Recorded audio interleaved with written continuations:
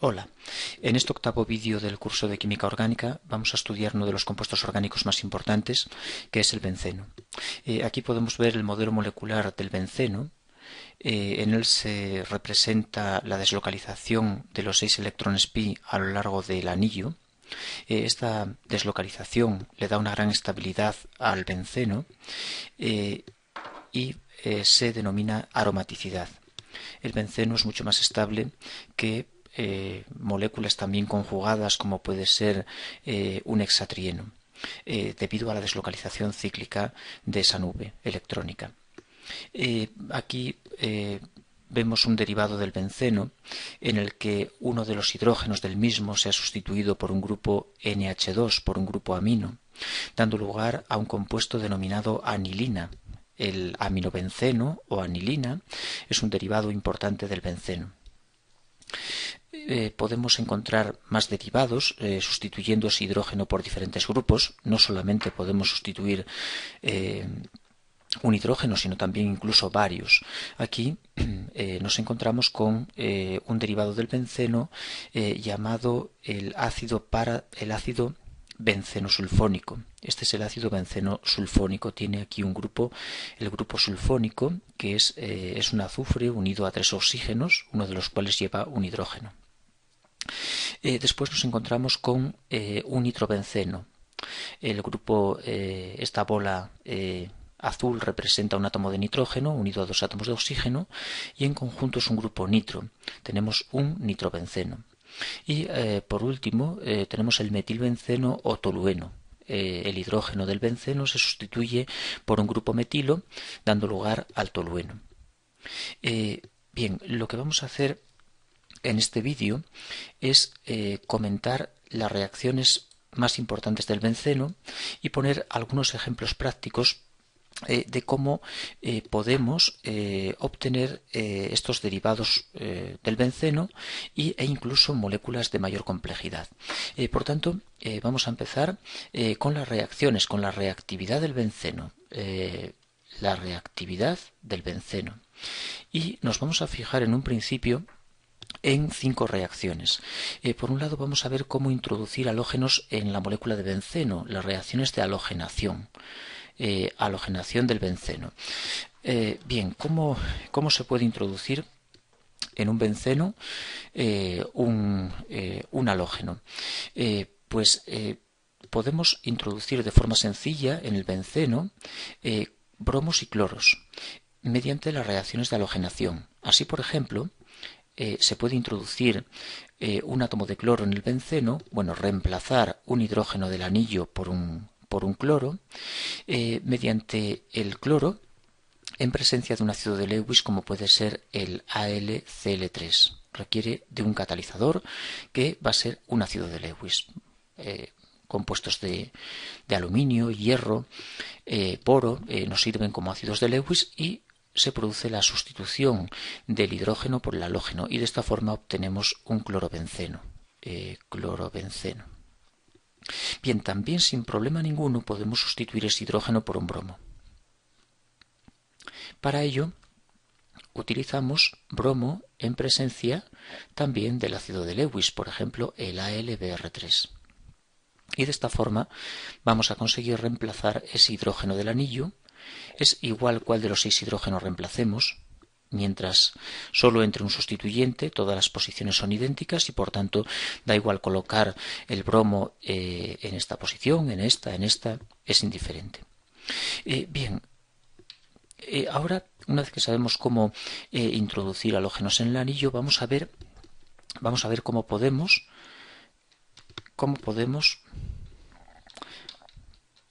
introducir en el anillo un grupo nitro. Es la reacción de nitración del benceno. Halogenamos y ahora vamos a nitrar. Bien, ¿cómo sustituir uno de los hidrógenos del benceno por un nitro? Para ello vamos a utilizar un reactivo que es nítrico con ácido sulfúrico. Se conoce como la mezcla sulfonítrica. Ácido nítrico con ácido sulfúrico. Esta mezcla sulfonítrica consigue reemplazar uno de los hidrógenos, uno cualquiera como comenté antes, del anillo aromático por un grupo NO2, obteniéndose un derivado del benceno que se conoce como un nitrobenceno, el nitrobenceno. Bien, ¿qué más podemos añadirle al benceno? Resulta bastante importante la reacción que introduce un grupo SO3H. Se conoce como el grupo sulfónico y por tanto la reacción se denomina la reacción de sulfonación. Es la reacción de sulfonación. Y en esta reacción de sulfonación, pues sustituimos un hidrógeno del benceno por un grupo sulfónico. ¿Qué reactivo vamos a usar? Pues ácido sulfúrico con trióxido de azufre, NSO3. Se conoce como sulfúrico fumante y el resultado es la sustitución del hidrógeno del anillo por un grupo SO3H. Esta reacción es muy interesante, esta reacción de sulfonación, puesto que es reversible y se puede volver a eliminar el grupo SO3H si lo hidrolizamos con sulfúrico acuoso. Sulfúrico acuoso hidroliza el SO3H y permite eliminarlo. Veremos que esta reacción nos va a servir para proteger ciertas posiciones del benceno, es decir, va a tener una aplicación práctica en síntesis como protección de ciertas posiciones del anillo. ¿Qué más podemos hacer sobre un benceno? Bueno, pues otras reacciones que podemos realizar que van a permitirnos añadir más grupos al anillo son las reacciones de alquilación y acilación. Las reacciones de alquilación las llevaron a cabo inicialmente dos señores conocidos como Friedel y Graf, y por eso se conoce como la reacción de alquilación de Friedel-Graf. Esta reacción nos permite introducir sobre el benceno cadenas carbonadas, por ejemplo un metilo. Es una reacción que tiene una aplicación práctica para situar sobre una de las posiciones del anillo un metilo y así obtener el tolueno. Emplea en este caso un aloalcano, por ejemplo bromuro de metilo, y también en presencia de un ácido de Lewis que permite que la reacción transcurra y actúa como catalizador. De esta forma conseguimos el derivado tolueno. Es una reacción con serios inconvenientes, tiene dos problemas importantes: no para bien. Una vez que entra un metilo puede seguir sustituyéndose más hidrógenos de la molécula por metilos, dando lugar a un problema que se conoce como las polialquilaciones. Y en el caso de cadenas más complejas, da lugar a transposiciones, se producen transposiciones, debido a que se generan carbocationes que tienden a evolucionar hacia posiciones de mayor estabilidad. Y por tanto procuraremos utilizarla lo mínimo posible. Y a pesar de los inconvenientes de esta reacción, Friedel y Graf llevaron a cabo una segunda llamada acilación, la acilación también de Friedel-Graf, en este caso con unos resultados muy buenos, de manera que ahora sí que la reacción funciona sin problemas de polialquilaciones ni de transposiciones, y lo que permite añadir sobre el anillo es un grupo acilo. Las acilaciones de Friedel-Graf emplean como reactivos haluros de ácido, derivados de ácido carboxílico halogenado, en los que se reemplaza el grupo OH por un halógeno, en presencia también de un ácido de Lewis, y permiten obtener derivados acetilados, derivados del benceno en los que aparecen grupos de este tipo, acilados, derivados acilados, y por eso se conoce como la acilación de Friedel-Graf. En este caso obtenemos un compuesto que tiene un nombre común, que es acetofenona. Es la acetofenona. El carbono del haluro une al carbono del anillo, introduciendo un grupo acetilo en este caso, o en general un grupo acetilo, y en general es un grupo acilo. La reacción no tiene inconvenientes, no existen poliacilaciones y tampoco se dan transposiciones. Y es una reacción que nos permite resolver el problema que tenía la alquilación de Friedel-Crafts, porque para añadir, por ejemplo, a un benceno, para añadirle un propilo, si queremos añadir una cadena como puede ser un propilo, la alquilación de Friedel-Crafts no lo consigue, puesto que en vez de llegar a esa molécula que deseamos, lo que nos genera una alquilación de Friedel-Crafts es un isopropilo. Introduce sobre el anillo un isopropilo debido a una transposición. Es decir, si nosotros añadimos al benceno el 1-bromopropano con el ácido de Lewis correspondiente, lo que se genera es este producto y no el buscado. ¿Cómo podemos conseguir introducir sobre un benceno un propilo? El N-propilo lineal sin que nos entre en forma de isopropilo. Pues para ello lo que vamos a hacer es una acilación de Friedel-Crafts. Vamos a usar el haluro de ácido. También se pueden utilizar anhídridos, pero por no dar demasiada información lo vamos a dejar en un haluro de ácido. Voy a tratar de dibujar el haluro adecuado, un haluro de 3 carbonos con el catalizador adecuado correspondiente. Esto nos introduce un grupo propanoilo sobre el anillo. Y este grupo es posible reducirlo a propilo, lo podemos reducir a propilo con algunos reactivos disponibles. Por ejemplo, uno de ellos es conocido como el reductor de Wolff-Kishner. El reductor de Wolff-Kishner no es más que hidracina que se calienta en un medio básico fuertemente. También incluso se podría usar el reductor de Clemensen. Clemensen es una amalgama de zinc mercurio en medio ácido clorhídrico. Y esto también nos permite la reducción. De esta manera evitamos, al hacer la acilación de Friedel-Crafts, evitamos las polialquilaciones y evitamos también las transposiciones. Bien, pues estas son las 5 reacciones de las que vamos a disponer para generar nuestros derivados del benceno. Vamos a poder nitrar, halogenar, lo que nos va a sustituir hidrógenos del anillo por halógenos. Vamos a poder nitrar, sulfonar, y las alquilaciones y acilaciones de Friedel-Crafts que nos van a permitir introducir cadenas carbonadas, grupos alquilo o grupos acetilo que pueden ser reducidos a alquilo. Bien, ahora una vez que tenemos estas ideas, vamos a pasar a comentar los grupos que van unidos al benceno, o un grupo que va unido al benceno, vamos a clasificarlos según 4 familias en activantes, desactivantes, y dentro de los activantes tenemos activantes fuertes y débiles, y dentro de los desactivantes pues también. ¿Qué misión tiene esto?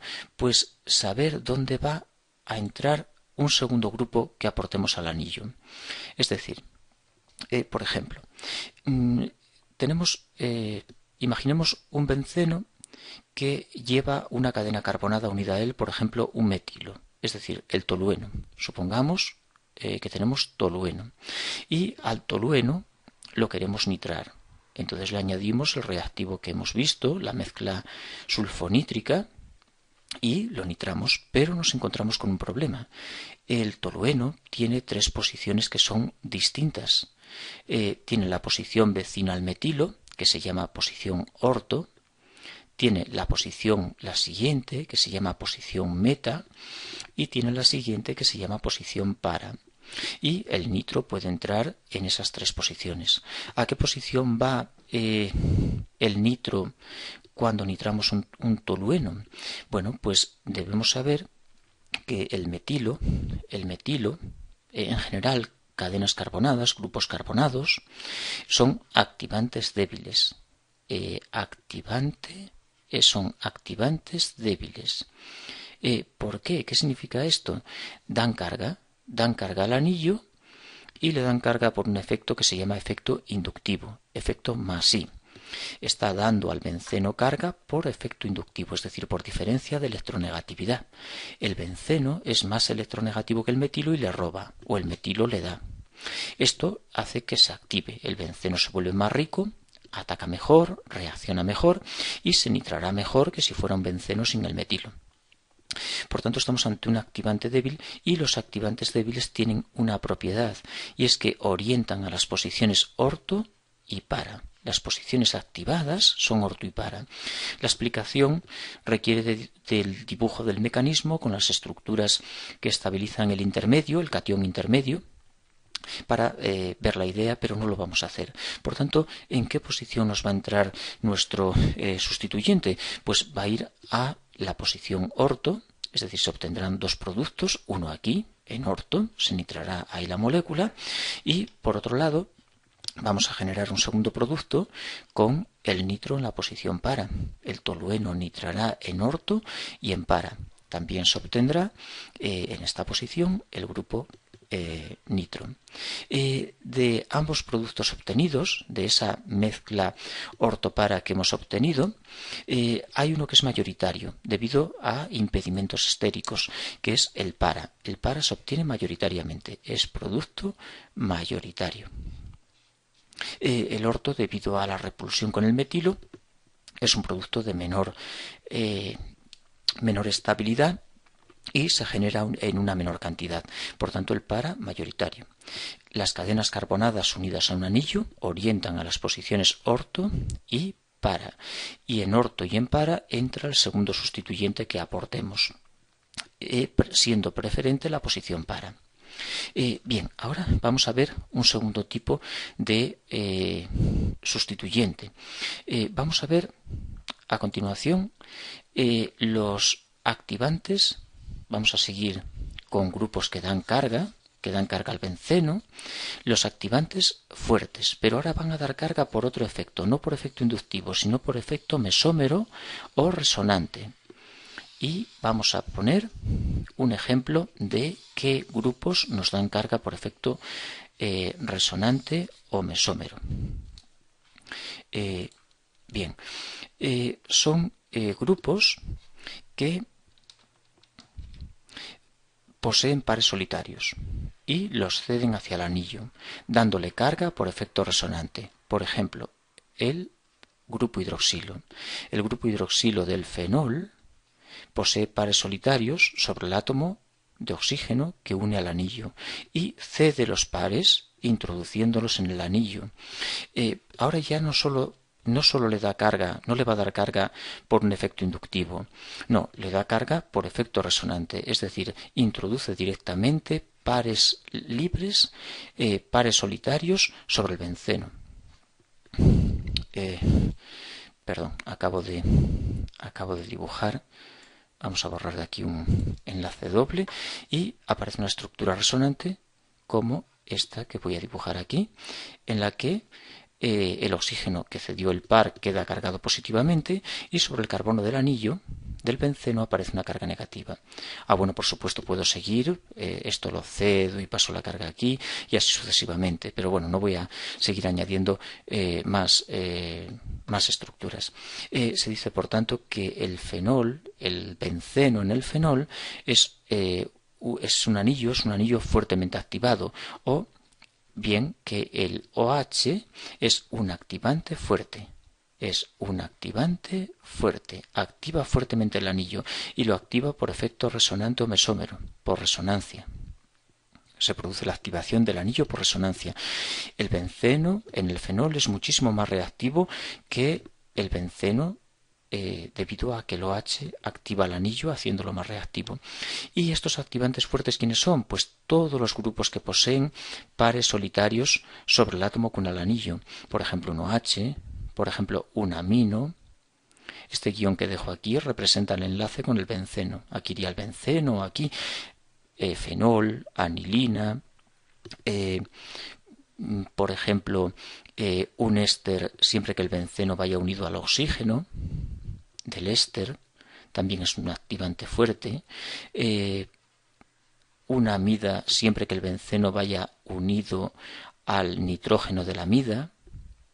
Son activantes fuertes.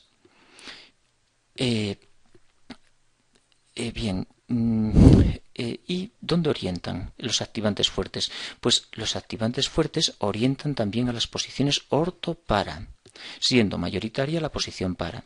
Así que si tenemos el fenol y por ejemplo lo nitramos, vamos a dibujar un fenol y le voy a añadir la mezcla sulfonítrica, nítrico sulfúrico.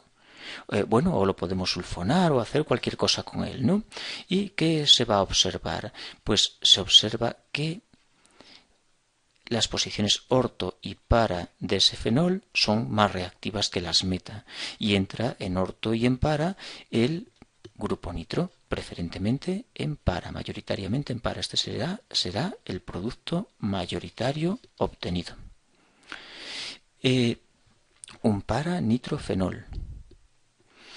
Bien, ¿qué más grupos tenemos? Vimos los activantes débiles que activan por efecto inductivo y los activantes fuertes que activan por efecto resonante, orientando todos a la posición, a las posiciones orto-para, siendo mayoritaria la posición para, ya que la orto es más impedida. Bien, ahora vamos a ver los desactivantes. Vamos a ver grupos que roban carga, que desactivan el anillo. Los desactivantes fuertes, por ejemplo, primero, o bueno, débiles primero. Desactivantes débiles. Desactivantes débiles. ¿Qué tipo de grupos desactivan débilmente el anillo? Pues son los halógenos. Un flúor, un cloro, un bromo, un yodo, básicamente los halógenos. ¿Qué hace un halógeno cuando está unido a un anillo aromático, a un benceno? Pues le roba carga. Por ejemplo, un flúor roba carga del anillo. ¿Y cómo le roba carga el flúor al anillo? Por efecto inductivo. Su electronegatividad hace que el flúor saque carga del anillo, desactivándolo, y por eso es un desactivante débil. El benceno se vuelve menos reactivo cuando tiene un flúor, debido a que el flúor le roba. ¿Y dónde orientan los desactivantes débiles? Pues también ortopara. Aunque sea un poco sorprendente, podríamos pensar que como son desactivantes ya pasan a ser metadirigentes, pero no ocurre así. Tiene una explicación, pero bueno, no voy a entrar en ella. El resultado de, por ejemplo, de realizar cualquier tipo de reacción, como puede ser una sulfonación, vamos a cambiar porque no voy a estar nitrando siempre, ¿no? Entonces vamos a realizar una reacción de sulfonación de un clorobenceno, ¿y qué obtenemos? Pues obtenemos el derivado con el grupo SO3H en posición para. Es un ácido sulfónico con un cloro en la posición para. Mayoritariamente, por supuesto, también se obtiene en menos cantidad el derivado en el que el grupo SO3H entra en la posición orto, pero hay que tener en cuenta que mayoritariamente el para es el que se obtiene. El para se obtiene preferentemente frente al orto por impedimentos estéricos. Bien, y algo que nos queda por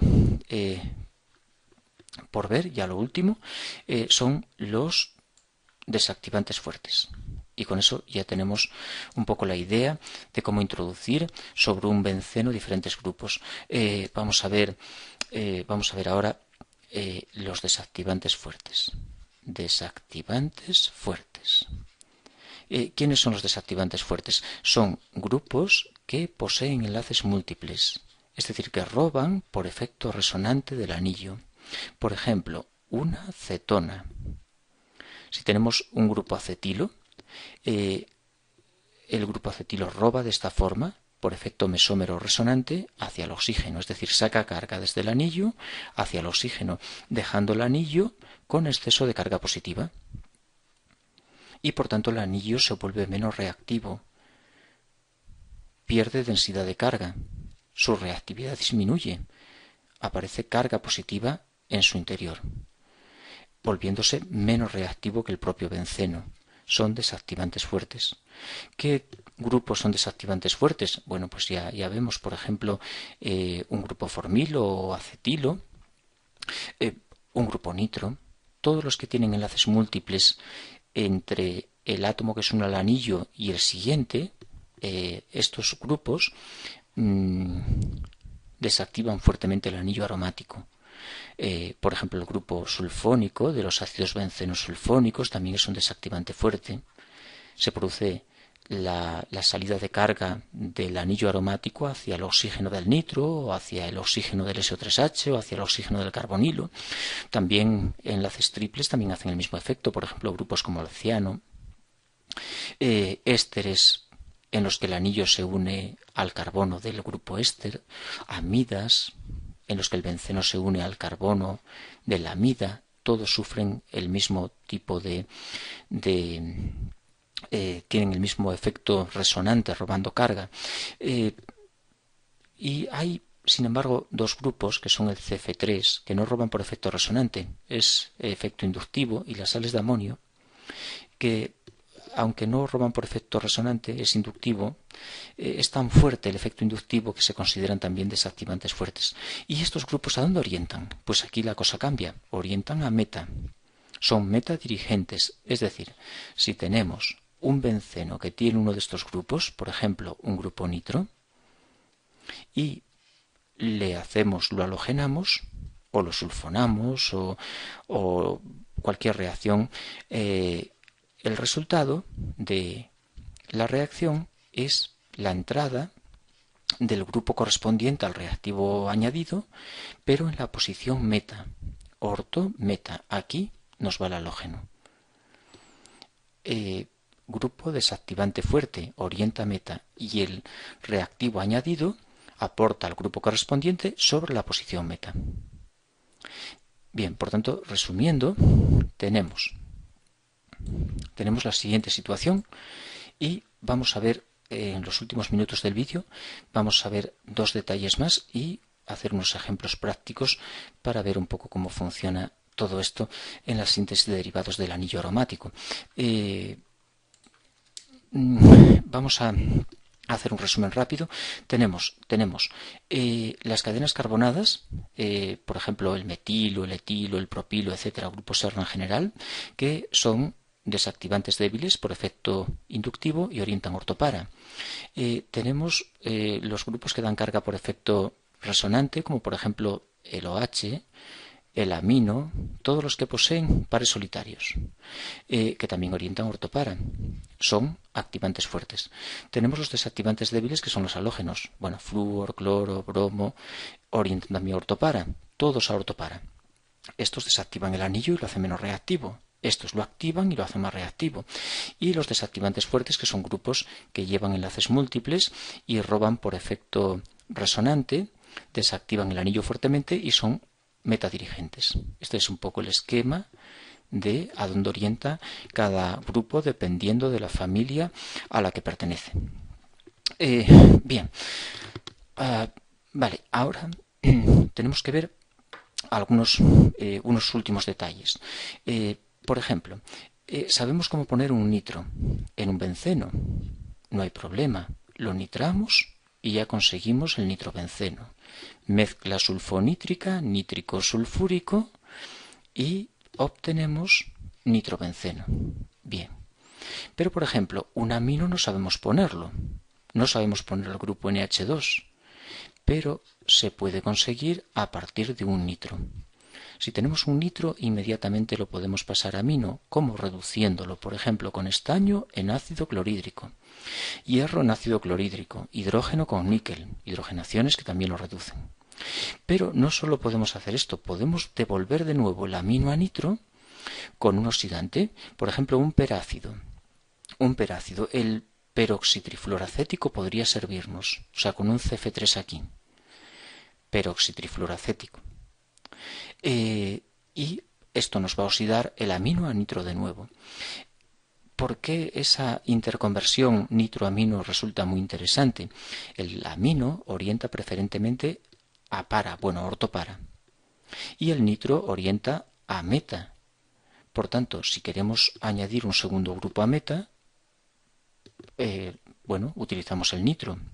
Si queremos añadir un segundo grupo en para, lo pasamos a amino y después podemos volver de nuevo a convertirlo en nitro. Es decir, jugando con nitro y amino, se pueden colocar grupos en diferentes posiciones del anillo. Bien, y un segundo detalle. Se me hace muy largo el vídeo, son demasiadas cosas para un vídeo. Un segundo detalle que vamos a ver es, claro, cuando tenemos un grupo activante, tanto fuerte como débil, por ejemplo, el tolueno, tenemos activadas las posiciones orto y para. Pero imaginemos que, y sabemos que la para es mayoritaria porque está menos impedida, es más reactiva. Pero supongamos que a ese tolueno le queremos añadir algún grupo en orto. Por ejemplo, un halógeno. Si intentamos hacer esto simplemente halogenando con cloro y un ácido de Lewis, el resultado es que mayoritariamente se obtendrá el producto para, y el producto que se quiere obtener, el ortoclorotolueno, será minoritario. Esto se obtiene mayoritariamente y de esto se obtiene poca cantidad. Por tanto, esta no es una solución buena para obtener el producto deseado. ¿Hay alguna forma de conseguir mayoritariamente el producto orto? Pues tenemos un truco.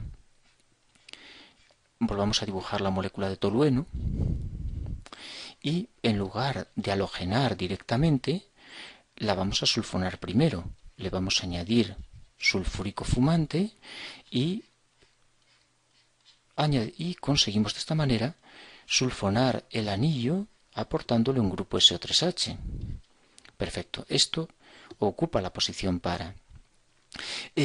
Cuando en un benceno hay más de un grupo, para saber las posiciones que están activadas, nos debemos fijar en el más activante. El más activante es el metilo. El metilo es un activante débil, el SO3H es un desactivante fuerte.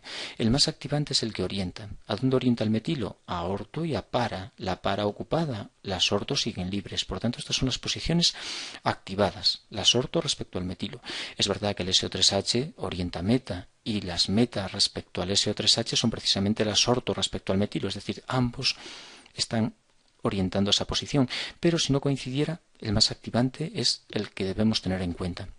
Ahora imaginemos que añadimos el reactivo de halogenación, cloro con AlCl3.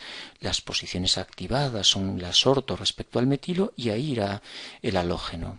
De manera que ya vamos a conseguir el producto buscado. Pero tenemos un pequeño problema. Hemos añadido un SO3H para proteger la posición para. Y ahora no nos interesa tenerlo ahí, puesto que el producto es este, el producto deseado.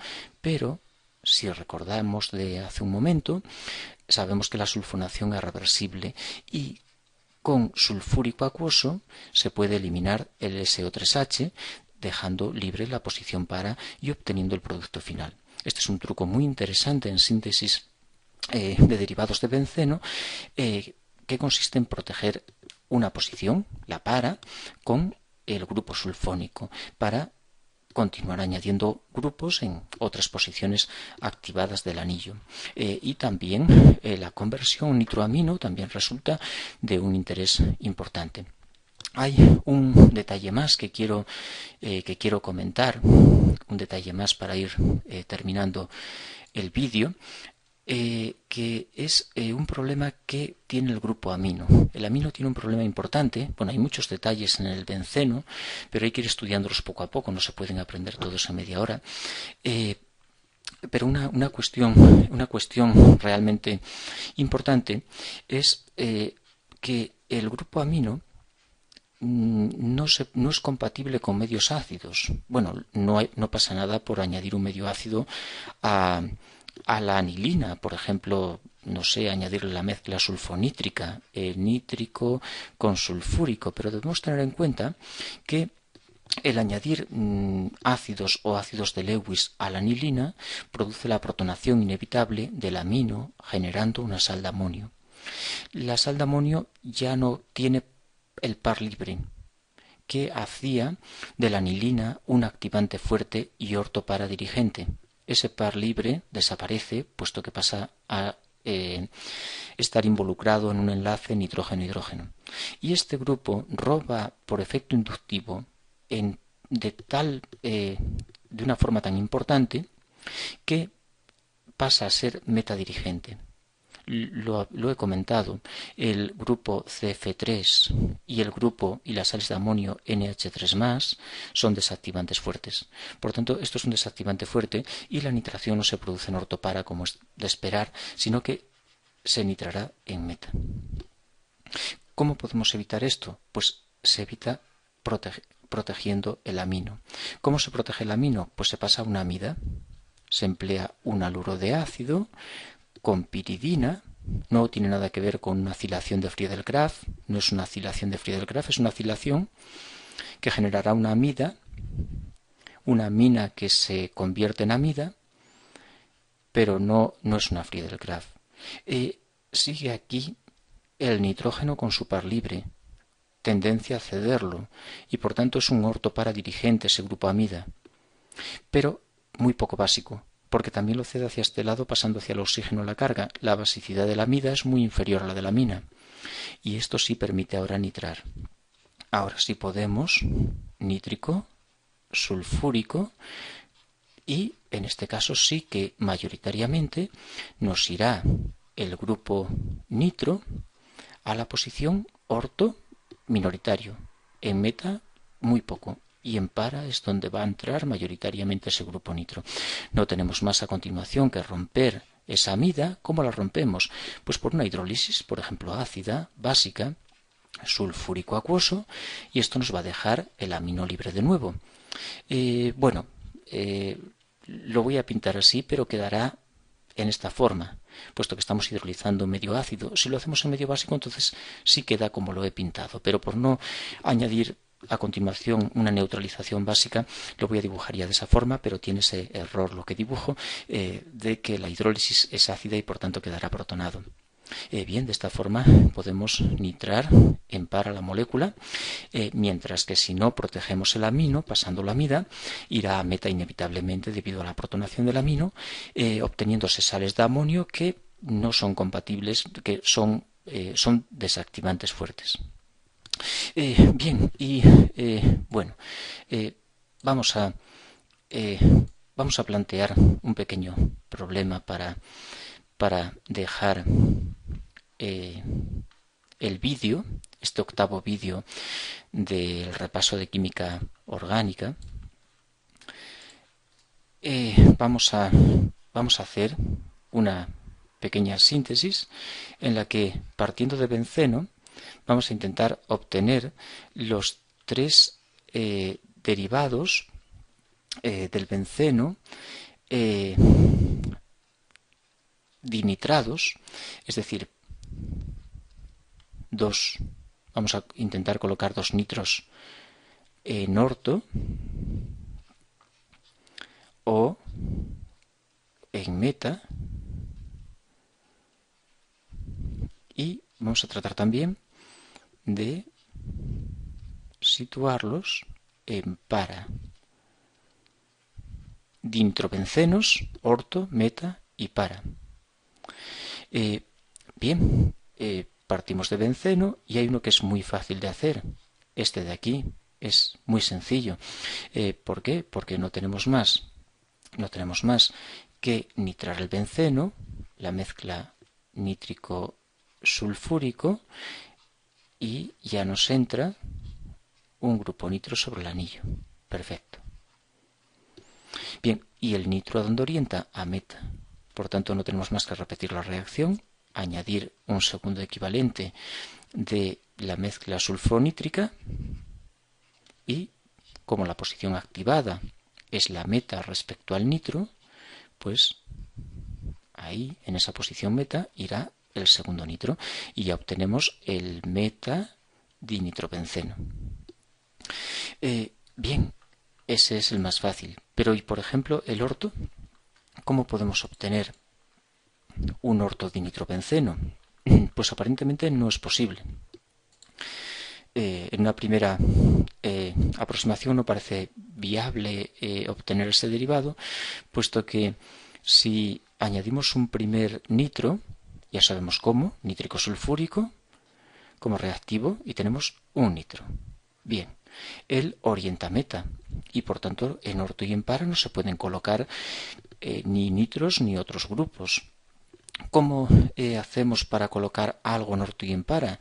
Pues lo vamos a reducir. Vamos a añadir un metal, por ejemplo estaño con clorhídrico, y el nitro se va a reducir a amino. ¿Y esto qué permite? Pues inmediatamente ya tenemos activadas las posiciones ortopara. Ahora vamos a proteger el amino porque vamos a usar medios ácidos, y si no lo protegemos se protona y orienta meta, y no queremos que ocurra eso. Utilizamos el haluro de ácido con piridina, también se puede usar un anhídrido, para obtener una amida. La amida, mucho menos básica que la amina, no se protona y orienta a orto y a para, pero muy mayoritariamente a para. Y en para no quiero. Quiero que entre en orto el siguiente nitro, por tanto voy a sulfonar. Sulfúrico SO3. La sulfonación va para. Posición menos impedida que la orto. Ocupamos la posición para. De los dos grupos, ¿quién sigue orientando? La amida es el activante fuerte. El SO3H es un desactivante. Por tanto, la amida gana y mantiene sus posiciones orto activadas. El SO3H también orienta ahí. Se refuerzan los dos sustituyentes y por tanto podemos nitrar. Realizamos una segunda nitración y con un grupo amida activante fuerte y un grupo SO3H desactivante fuerte colocados en para, como indicaba, la posición activada es la orto respecto a la amida, y ahí entra el nitro. Y ahora eliminamos, por ejemplo, mediante una hidrólisis ácida, sulfúrico, agua y calor, el SO3H, e incluso se puede romper también el grupo amida en un medio ácido o en un medio básico. La amida se puede hidrolizar en medios ácidos o básicos y nos deja libre la amina y el nitro. Y por fin, ¿qué tenemos que hacer para terminar? Pues nuestra amina la vamos a oxidar a nitro. ¿Cómo se hace eso? Pues con un peroxiácido. Por ejemplo, el peroxitrifluoracético. Vamos a oxidar el grupo amino, lo vamos a oxidar a un nuevo nitro.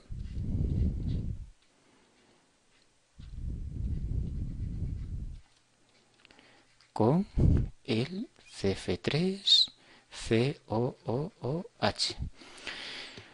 El peroxitrifluoracético nos permite esa oxidación y de esta manera conseguimos el orto dinitrobenceno. Y ya que lo he propuesto, lo comento. ¿Cómo se puede conseguir un para? ¿Cómo podemos conseguir el para dinitrobenceno? Bien, pues partimos de benceno y lo nitramos. Añadimos el primer nitro. Pero el nitro no orienta bien, orienta meta, y yo quiero colocar un segundo nitro en para. Por tanto, reducimos nitro a amino. Orienta a orto y a para. Ya tengo la posición para activada. Pero sin nitro tendré problemas, porque el amino se protona y vuelve a orientar a meta. Por tanto, es conveniente protegerlo. Le añadimos el haluro con piridina y lo convertimos en una amida.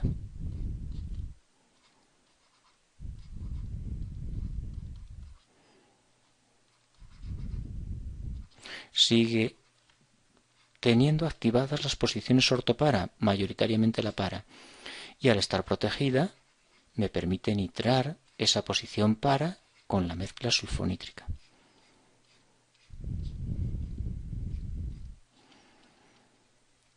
Hay nitro en para y la mida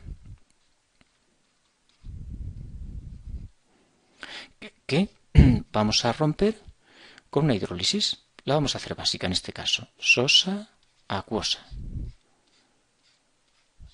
Y esto me va a dejar el amino libre. Y por fin lo oxidamos con el oxidante comentado. Y de esta forma conseguimos 2 nitros en para. El derivado para dinitrobenceno. Bueno, espero que el vídeo haya servido para entender un poco mejor la reactividad del benceno. Es solo una pequeña introducción al tema del benceno. Hay que ampliarlo más, leyendo libros, viendo algún vídeo más. Yo haré, por mi parte, algunos vídeos ya sobre puntos concretos, por ejemplo un vídeo sobre la nitración, sulfonación y sobre ejercicios, ¿no? Para practicar. Pero bueno, como introducción, como repaso, es suficiente, igual que el resto de vídeos que he ido haciendo de los demás temas. Son vídeos en los que solo se comenta un poco por encima las cuestiones más importantes de cada uno de los temas.